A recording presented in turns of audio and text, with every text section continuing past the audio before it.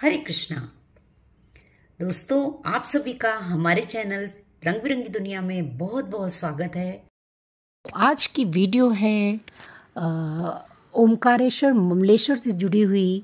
इस ममलेश्वर ज्योतिर्लिंग का क्या इतिहास है, ये सब जानने के लिए बने रहिएगा हमारे साथ पूरी वीडियो में। साथ ही पवित्र नर्मदा नदी के दर्शन भी करिएगा। माना जाता है कि इतिहास से भरा ममलेश्वर मंदिर महाकाल में पांडव भाई नकुल द्वारा बनवाया गया था। मंदिर में एक प्रतिष्ठित ज्योतिर्लिंग है और यह अपनी बलुआ पत्थर की वास्तुकला, जटिल नक्काशी और एक भव्य शिवलिंगम के लिए प्रसिद्ध है। इसका आध्यात्मिक महत्व और आश्चर्यजनक प्राचीन वास्तुकला देखते ही बनती है। हेलो दोस्तों, हमारे चैनल रंग बिरंगी दुनिया में आप लोग का एक बार फिर एक नई वीडियो, नई जानकारी के साथ बहुत बहुत स्वागत है। तो जी हाँ, जो आप देख रहे हैं ये है ममलेश्वर मंदिर का रास्ता। चौथा ज्योतिर्लिंग ओमकारेश्वर के दर्शन करने के बाद ममलेश्वर के दर्शन जरूर करने चाहिए। कहते हैं आधा ओमकारेश्वर है और आधा ममलेश्वर है। तो ममलेश्वर जाने के लिए जैसा कि आप देख रहे हैं नर्मदा नदी के किनारे किनारे जाना होता है। जब आप ओमकारेश्वर जाएंगे वहीं से आपको शॉर्टकट रास्ता ममलेश्वर मंदिर के लिए है। और जैसा कि आप देख पा रहे हैं ये एक प्राचीन मंदिर है और मंदिर के लिए दर्शन करने जाने के लिए सबसे अच्छा समय सुबह 9 बजे से 1 बजे तक का है, क्योंकि यहाँ गर्मी भी बहुत होती है। मंदिर में दर्शन के लिए यात्रियों को कोई शुल्क नहीं देना होता है। मंदिर ओमकारेश्वर बस स्टैंड से ही है, लगभग 2 किलोमीटर की दूरी पर स्थित है।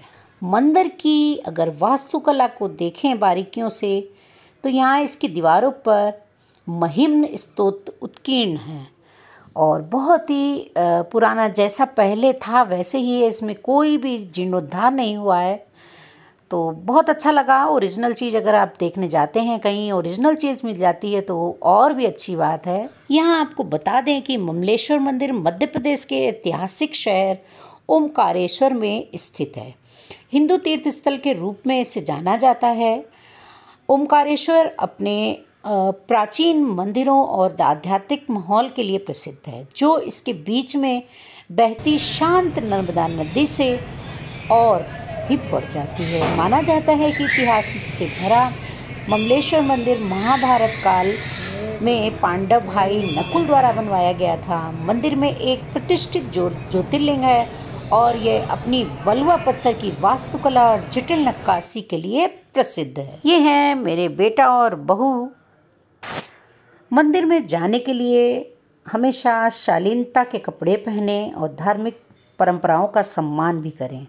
भोजन और पानी जैसी बुनियादी सुविधाएं उपलब्ध हैं, लेकिन जैसा मैंने ऑब्जर्व किया मुझे बहुत अच्छा खाना तो वहाँ नहीं मिला। लेकिन प्रतिबंध किस चीज़ का है? मंदिर परिसर में मांसाहारी भोजन और शराब की अनुमति बिल्कुल नहीं। ओमकारेश्वर मंदिर के पास ही मानधाता मंदिर और ममलेश्वर मंदिर है, जो दोनों ही ममलेश्वर मंदिर के करीब हैं। ममलेश्वर मंदिर जाने के लिए सबसे अच्छा समय अक्टूबर से मार्च तक होता है और यहाँ पहुँचने के लिए पर्यटक इंदौर हवाई अड्डे से उड़ान भरकर ओमकारेश्वर पहुँच जाते हैं और उसके बाद बस या टैक्सी से निकटतम railway station Omkareshwar railway station पहुँच जाते हैं। इसके आसपास के दर्शनीय स्थल हैं सिद्धनाथ मंदिर, केदारेश्वर मंदिर। तो मैं तो ओमकारेश्वर मंदिर के पास ही एक होटल में रुकी थी, जो कि मैंने पहले आप लोग के साथ शेयर किया है।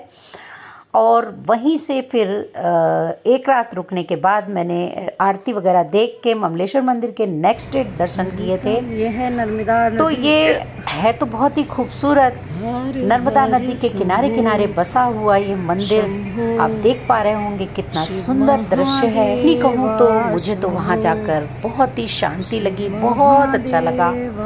माना जाता है कि पूर्व काल में महाराजा मांधाता ने इसी पर्वत पर अपनी तपस्या से भगवान शिव को प्रसन्न किया था। इसी से इस पर्वत को मांधाता पर्वत भी कहा जाने लगा। इस ज्योतिर्लिंग मंदिर के भीतर 2 कोठरियों में से होकर जाना होता है। भीतर अंधेरा रहने के कारण यहाँ निरंतर प्रकाश जलता रहता है।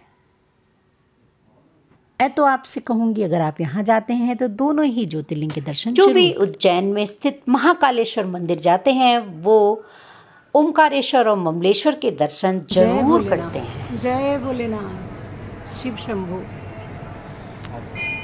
ये भी ऊपर एक कोई मंदिर है पे। ये राजा जी का वो है। अच्छा, जो राजा नीचे जिन्होंने मंदिर करवाया था उनका है ये। उनका ही है। अच्छा, जिन्होंने मंदिर बनवाया उनका है ये। तभी कोट वो लग रहा किला जैसा। किला हाँ, तो ये है महाराजा महानदाता का महल। तो इस किले जैसा ही आप लोग को दिख रहा होगा। जय भोलेनाथ। ममलेश्वर ज्योतिर्लिंग की स्थापना की कहानी ये है कि ओमकारेश्वर ज्योतिर्लिंग से जुड़ी है। माना जाता है कि राजा मानधाता ने कठोर तपस्या के बाद भगवान शिव को प्रसन्न किया था और शिव जी ने उन्हें ज्योतिर्लिंग के रूप में दर्शन दिए थे और यहाँ वास करने का वरदान दिया था। इस ज्योतिर्लिंग को ओमकारेश्वर ज्योतिर्लिंग के 2 स्वरूपों में माना जाता है। दूसरा स्वरूप ममलेश्वर है, यानी कि अगर आप जाते हैं ओमकारेश्वर तो आपको ममलेश्वर के दर्शन जरूर करने चाहिए। परसों बाढ़ आई थी, है ना। सामने जो दिख रहा है वो ममलेश्वर है। ये सारा पानी भर गया था पुल पे और ये ममलेश्वर मंदिर तक डूब गया था। ऐसा कहते हैं कि जब बाढ़ आती है तो ममलेश्वर मंदिर पूरा डूब जाता है। राजा मानधाता की तपस्या से ये मंदिर बना हुआ है। भगवान शिव को उन्होंने प्रसन्न किया था और शिव जी ने उन्हें वरदान दिया था कि राजा मानधाता से कि आप यहीं स्थित हो जाओ, तो शिव जी वहीं स्थापित हो गए थे।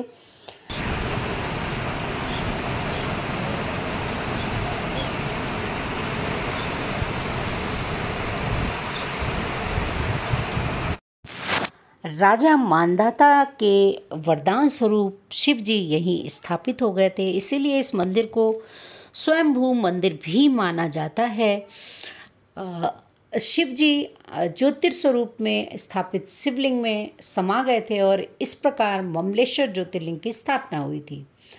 ओमकारेश्वर ज्योतिर्लिंग के 2 स्वरूप हैं, ओमकारेश्वर और ममलेश्वर। ममलेश्वर ज्योतिर्लिंग नर्मदा नदी के दक्षिण तट पर स्थित है, जो ओमकारेश्वर ज्योतिर्लिंग के सामने वाली पहाड़ी पर है। तो मैंने आप लोग को सारे दर्शन करा दिए हैं। ऐसी भी मान्यता है कि ममलेश्वर मंदिर को अहिल्याबाई होलकर ने बनवाया था। गायकवाड़ राज्य के ब्राह्मण द्वारा ममलेश्वर मंदिर की पूजा की जाती है। कुछ भक्त पहले ममलेश्वर के दर्शन करते हैं, बाद में ओमकारेश्वर जाते हैं, लेकिन नियम ऐसा है कि पहले ओमकारेश्वर के दर्शन किए जाते हैं, फिर ममलेश्वर के दर्शन करने चाहिए, तभी आपके दर्शन पूर्ण माने जाते हैं। ऐसी मान्यता भी मानी जाती है कि यह मंदिर पांडवों द्वारा उनके अज्ञातवास के दौरान बनाया गया था, जबकि एक अन्य लोकप्रिय ओमकारेश्वर कथा के अनुसार ममलेश्वर ज्योतिर्लिंग का अस्तित्व वैदिक काल से चला आ रहा है, जब विंध्य के देवता की तपस्या से प्रसन्न होकर शिव जी ने स्वयं को ज्योतिर्लिंग के रूप में प्रकट किया। ममलेश्वर मंदिर एक पवित्र स्थान है। यहाँ भृगु ऋषि ने भी तपस्या की थी। वनवास काल में पांडवों ने मंदिर के बाहरी हिस्से का निर्माण करवाया था।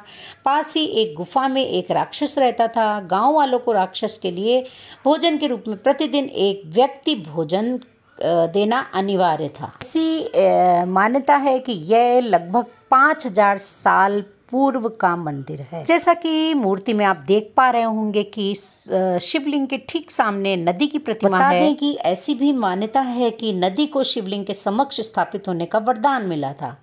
वह तुरंत भगवान शिव के सामने बैठ गए। तब से ही हर शिव मंदिर के सामने नदी की प्रतिमा देखने को मिलती है। आई होप आप लोगों को ये ममलेश्वर से जुड़ी रहस्य और कथा अच्छी लगी होगी। अगर वीडियो थोड़ी भी पसंद आई हो तो प्लीज़ एक लाइक करिएगा और चैनल में अगर फर्स्ट टाइम विजिट किया है तो ऐसी जानकारी के लिए हमारे चैनल को भी बेल आइकन सब्सक्राइब करना बिल्कुल मत भूलिएगा।